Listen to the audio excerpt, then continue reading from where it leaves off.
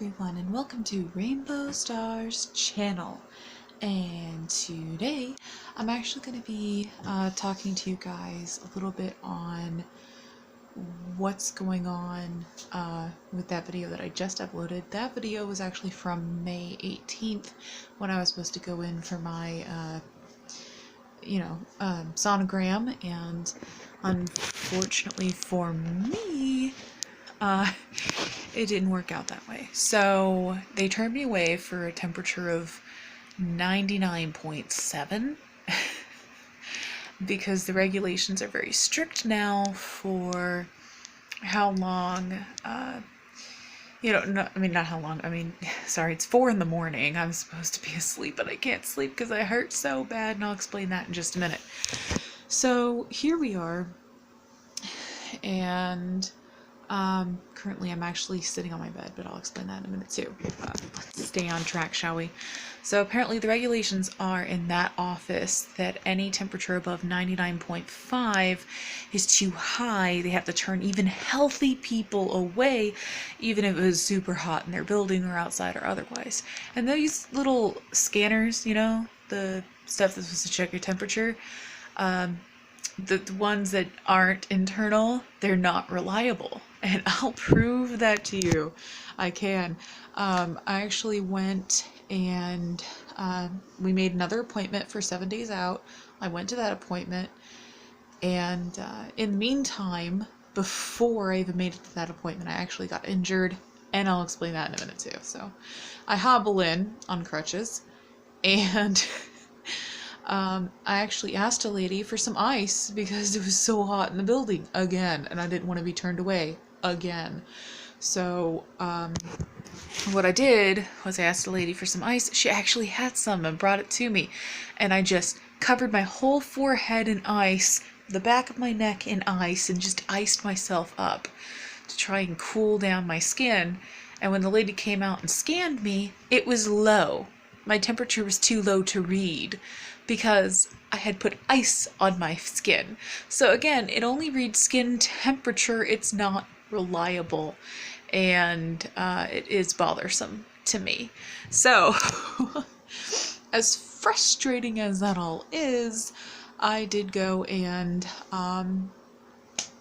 I did get accepted because I just wiped my forehead. I was like, wait, don't leave, try again. So I wiped my face with my hand, registered at 90, I think it was 97 point whatever, and I said, there you go. I can go now. I can come in, right? Like, you can't turn me away this time. So those are not reliable, and honestly, they should really rethink it because they're turning away healthy people at that point, and these women are high risk. This isn't my high risk office. So it made me very frustrated because, like, I'm sitting there thinking, what if somebody had a problem and, for example, they were supposed to look at my cervix, and what happens if my cervix was bad? Then, of course, I would need them to sew it shut so that I can carry a baby to term. But luckily, after doing the test, I'm more confident that maybe I won't suffer the same problem as some of the other people with EDS, Ehlers-Danlos syndrome, who have trouble with their cervix. So my cervix is a good size. It's a little bit, it's average. They did a few tests to make sure it wasn't going to expand or, like doing different things. So we did do that, and so I'm at least more rest assured that that might not be might not be a reality for me. I don't want them to sew my cervix if they don't have to, so I would be super stoked if I don't have that problem with my Ehlers-Danlos syndrome. So that was good news. We did have the pictures, so I will show those to you real quick. Let me just hop over here. Alright, check that out. We got new pictures. This one, he's actually facing the camera, so you can see his face here, his eyes, his little nose, and down here it's a picture of his picture of his gender. And then we got... Sorry, this is really difficult. You have no idea. Yeah. Eep. Okay, wait. I don't know if I can do this. The camera angle's really tricky. Okay, there we go. Baby! So you can see his little face, his little belly here, and you can see the outline of his little leg on the end there. Don't know if you guys can see it. I sure can. So... Oh, God. Whew. Ow. My whole bed shifted. So, there is that. Okay. Okay. Yeah, I know. It's... You guys might not think that hurt me, but it so did, and let me explain why. Before my next appointment even happened, I rolled over in bed. I had the pregnancy pillow I was sleeping with to try and discourage it, but didn't stop me. So, you know, pregnancy pillow went off the bed, and I rolled over, and my right leg had kind of splayed to the side, kind of like a butterfly motion, and mid-roll, you know, as the body's rolling, my other hip on the left side did not follow me. So, yeah. I heard a sickening cracking sound, and it was audible, and it jolted me from my sleep. And instantly I grabbed my leg and I started crying. It hurt so bad, and it was so loud. And, you know, it reminded me of what happened to my shoulder. Because afterwards I couldn't bear any weight on the left side. I had to bear weight on the right only, and it wouldn't support me. And it was super painful. And I thought, oh dear God, I have dislocated my hip. I really thought I did. So I went to the hospital a few days later because I didn't want to go. I knew they'd want an x-ray. I was scared of getting one. I didn't know what would happen to baby, you know, so I was super upset about the whole thing, but I was in so much pain. You know, I hurt so bad that I thought, okay, well, if it's out of place, it needs to be popped back in, because at least then the pain would cease and I wouldn't be doing damage to my hips. My hips are very important. I'm going to go into labor eventually. I need them to work. So the last thing I need is for this hip to lock up on me. And so I thought, okay, I will go and get an x-ray done if that is what I need to do. And I was reassured. It's safe, it's low radiation, it's no more than you get from the sun, blah, blah, blah. I still felt like a terrible mother.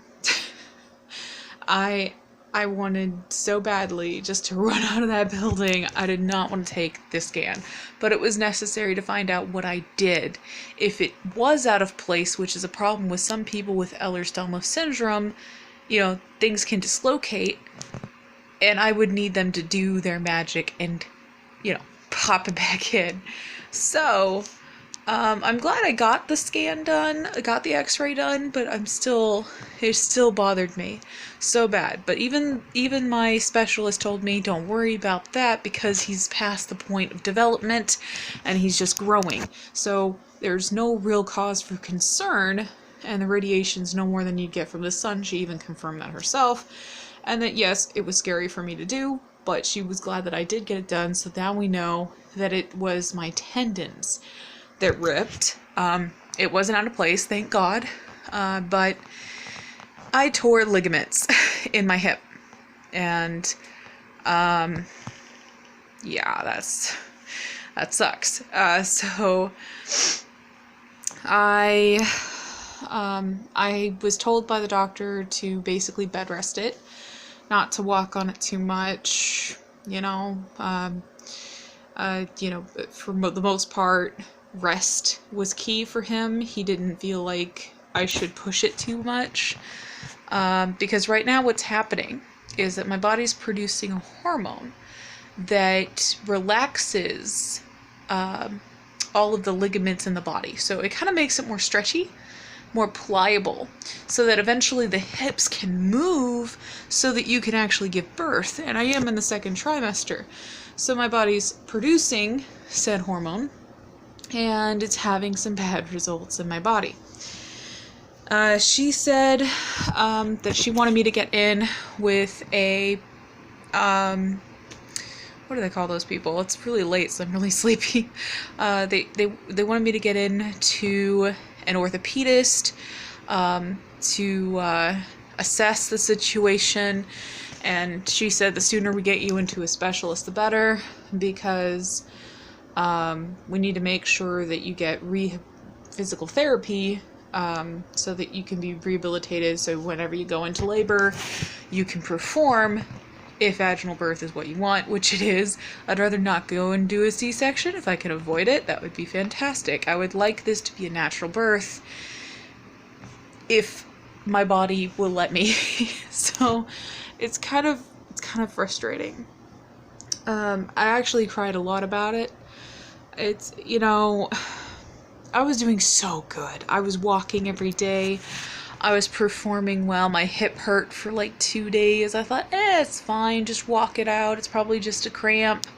Roll over in bed, and then bam, snap. And I was like, why? Why? That's not fair. So I got super upset about it. And my daily walks have since ceased. I'm having trouble walking even today. I kind of hobble. So like, and earlier in the shower, I actually had fallen because my hip gave out on me, and I grabbed onto this little bar that we had like on the shower, where we would put either like a towel or wash rags or something, and it tore from the wall. I saved myself from falling, but I broke something, so that made me cry. You know, it's not a good feeling breaking things and or having issues. So I've been super emotional recently, and that's been bothering me. But you know, I'm just trying to get ready for my baby boy. I do have things that I ordered for the nursery. I'm redoing the whole thing. I would like to get him a new crib, but I'm facing angry people doing that. Like, my whole family's like, why would you do that when you have a perfectly good crib in there already? I'll tell you why, because I lost the hardware for the crib. Without the hardware, it's kind of pointless. And I don't know where the hardware is, and I really don't want to look for it. I'm injured, I'm pregnant, and I'm moody, and I just don't want to deal with it. I might as well just buy a new one. You know, break that one with a hammer and just start over. Because at this point, I'm just so frustrated that nothing seems to be going the way that I'd like them to. Like, this whole thing was a surprise. But, like, you know, I feel, you know, being a single mom, it feels lonely, even though you have a supportive family, especially if you don't have a partner who's able to wake up with you or make you feel better at night when you can't sleep, or would rub your back and try to console you when you're miserable. And sorry, kind of emotional. And not having that sort of support is what's making it more difficult. You know, I look at my sister, and she has a loving husband, and if she ever ended up pregnant, they'd be super happy. They'd celebrate together. And he would be there for her every step of the way. And I feel like in some ways not having a lover or having that kind of connection with another individual makes it hard, because a lot of the decisions you got to make, you're making them by yourself. And not being able to turn to a significant other, especially whenever you're having, you know, emotional states that are difficult, or, you know, you're just having a tough day, or you're hurt and you just need somebody to be there for you, you know. My mom actually had to sit in here with me for an entire day because I was so miserable and upset. because it's not a cakewalk. Being a single parent's not going to be a cakewalk. It's going to be hard. I've done it before with Devin. I'm very positive I can do it now. It's just that also I'm suffering from the emotions from all the hormone changes and the baby, and it makes me more sensitive. So even just talking about my insecurities kind of makes me tear up. It's not all that it's cracked up to be, but I'm still very blessed anyway. I have no doubts that I'm going to make a good parent. It's just dealing with all the emotions that come with it from the hormone changes and the injury and the problem that I'm having right now with my emotions. The reason why my emotional state is so bad is because I can't go out for a walk if I want to. I feel helpless in my own body. And I was told even by my specialist that this could get much worse. I could tear ligaments in my right hip too. I'm already having ligament issues in my whole body. So my pain's been worse. I'm more hypersensitive to movements. I have to be more careful. I have to sit up super gently because I could tear things in my back. Or, if I roll over, I gotta be super freaking careful because I might tear something in one of my arms or wrists. And it's like if I felt like I was easily injured before, now it's going to be 10 times more easily that I'm going to get hurt. So I have to be super careful because my injuries can become more frequent and more terrible. So that's what's getting me down mostly is the pain. I'm frustrated because I can't get comfortable to sleep. There's no sleep aids really to help pregnant ladies, other than if you want to drink chamomile, and I hate that. I can't drink tea. I don't like tea. My aunt said Benadryl. You can take Benadryl when you're pregnant, but taking any medication makes me feel horrible. It makes me feel guilty. I have a little life inside of me. I don't want to poison it. So yeah, it's just a lot of insecurities, a lot of feelings. I don't really have many friends to go to talk about this kind of stuff. I know I put up a brave face for all my other episodes. I am still super excited. It's just that there are days whenever I just wish I was more prepared, or that my son would have a father. Because there was a time whenever I thought, well, I don't need a man to make me happy. All I need is a baby. Whereas that may be true, and I still stand by that. I don't need a man to make me happy. That's not the thing. The thing is, it would be easier if he had a father. My kid's gonna grow up and ask where his father is. How am I gonna answer that question? My son's gonna wonder how he was conceived, and how am I gonna bring that up? So, there's just a lot of things that I worry about, because, with a little girl, that's one thing. I mean, little girls have female role models in their lives. I mean, they don't really, because I grew up with a torn household. My mom was a single mom, and my dad was divorced, and worked out for me. But I question about the mentality of a boy, and if he would want that fatherly figure or that bond with another male individual. And I don't know. So, I mean, I've been hearing that they need male role models. Not being a boy, I don't really know how tight-knit the bond would have to be or anything like that. So I have a lot of questions on that kind of thing. But yeah, it's just gonna be tough. Emotionally tough, more than anything. I mean, I would love to have a support beacon that's like, oh, honey, you're having such a hard time. Let me rub your feet. Let me go fetch you some water. Do you need anything? How about some watermelon or, you know. My mom has been waiting on me, which is nice, but I still feel guilty because she's not 100% herself, and her having to wait on me kind of makes me upset on her behalf. So I try to be as normal as possible, even though I'm injured, and it's only making it worse. So I should be on bed rest, but I can't afford to do that. I need to keep moving to keep my muscles going, and I can't have this hip freezing up on me because of lack of movement. I need to move it anyway. I already know what physical therapy is going to be like. They're going to say move it. So it's just frustrating. Very frustrating. But I'm hopefully gonna get the nursery done, and then I'll show you guys the revamped version of the nursery once I de-girl it, which I'm working on, because it makes me sad going in there and looking at the room and remembering that I tailored it for a little girl who's probably not gonna come home. So,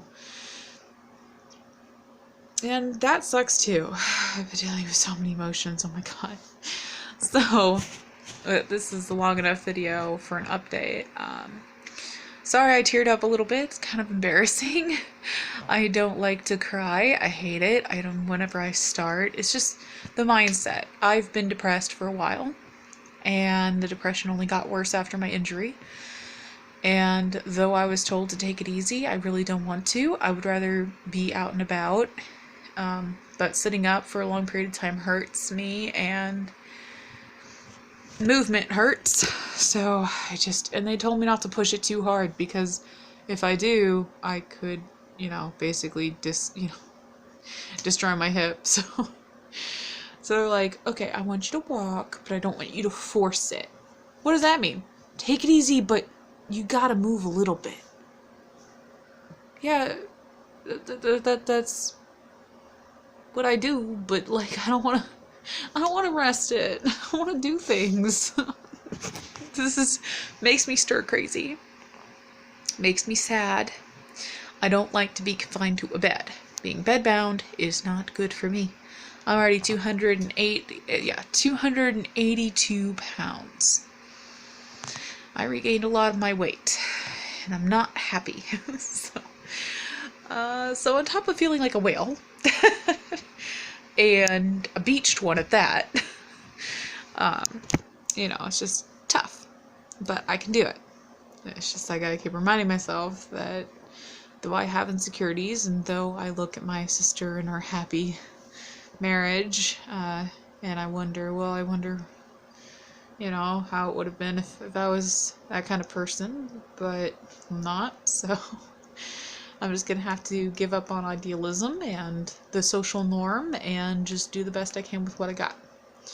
And I can't beat myself up for it. So, the way I feel is the universe has given me a gift, and I'm going to do everything I can humanly possibly do to ensure its good health and ensure that we get along great. So I'm going to do the best job I can, and if I need help, I'll reach out for it. That's all I can do. So but yeah, so just wish me luck, and hopefully I get better mentally and physically. I've never been so emotional before. Pregnancy has made me an emotional wreck, and I don't know if that's all women or if it's just some, but just the constant worry and the constant fear and the constant pain makes me wonder, if the baby's gonna be okay, if my son's gonna be alright, and if I'm doing everything I'm supposed to do to make sure that he develops well. So far he's developing fantastically, and he's actually 12 ounces, so that's amazing, and apparently I'm doing things right. I just worry about every little move I make, and I don't know if that's normal or if I'm overly concerned because it is such a high-risk pregnancy or what. So So yeah, dealing with a lot of insecurities in quarantine and also in my injury, and though it doesn't look like I'm in a lot of pain right now, I certainly am. After the injury took place, my mom actually took a look at my hip, and it's actually double the size it's supposed to be. It's kind of bubbling out to the side because of all the swelling. And that's gross. So it looked dislocated too, so I'm glad we got the scan done. Now it's behind us. Now we can move forward with physical therapy and doing all that stuff. So yeah, just wish me luck, and hopefully I can bring about more good vibes, and hopefully I stop wishing for the unreasonable. I don't get a fairy tale ending, but I do get a blessing, and that's all I need.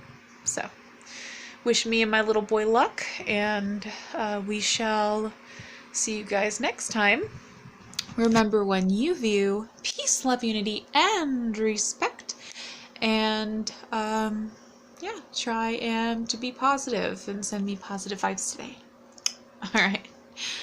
Talk to you later, everybody.